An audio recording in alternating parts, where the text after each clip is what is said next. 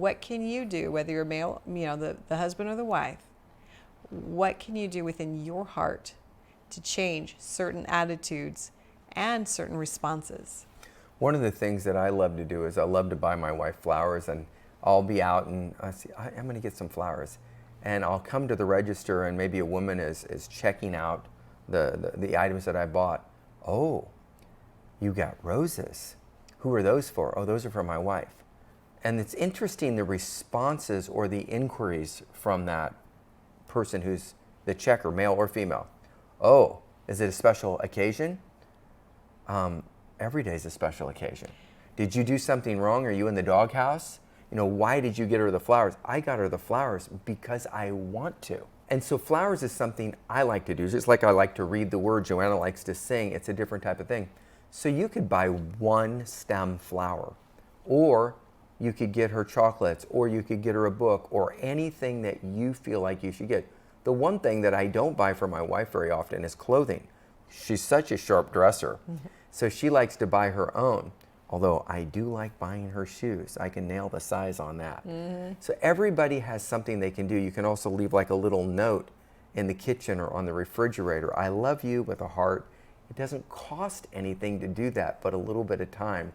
And now all of a sudden when she's looking up, she looks over and she's shocked and surprised by it. And then she'll text back and thank you for that or take a picture of it. There's just such simple, inexpensive, or things that don't cost anything but a small amount of time that will then fill that love tank and increase those energy units when the enemy comes in and whispers in the ear and says this and this and this. All of a sudden she looks and says, I love you.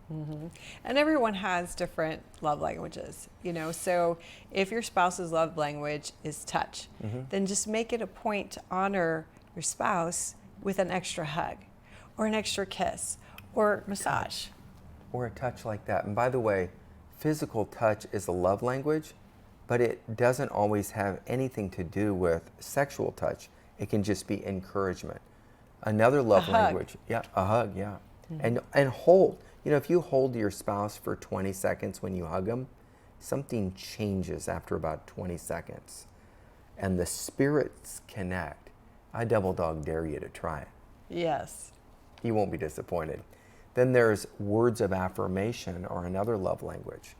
Another love language is acts of service, taking out the trash or doing the dishes.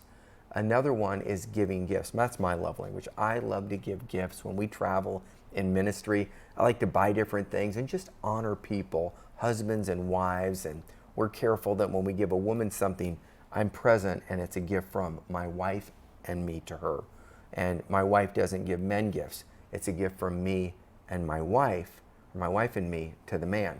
But a woman can give a gift to a woman.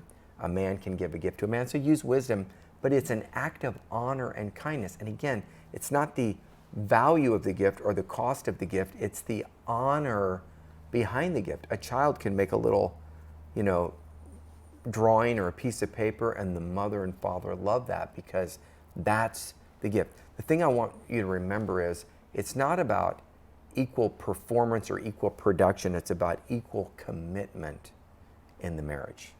And it's about understanding and knowing, or being able to read your spouse, especially if you've had a hard day.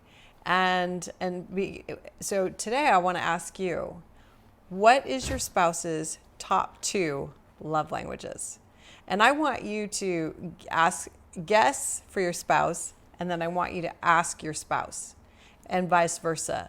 And so if you're watching this today, you're listening, I want that you do this. This is your homework challenge to find out what your spouse's love language is. Because you think you might know, and maybe you do. But I think it's always interesting to hear from the horse's mouth if you haven't done that.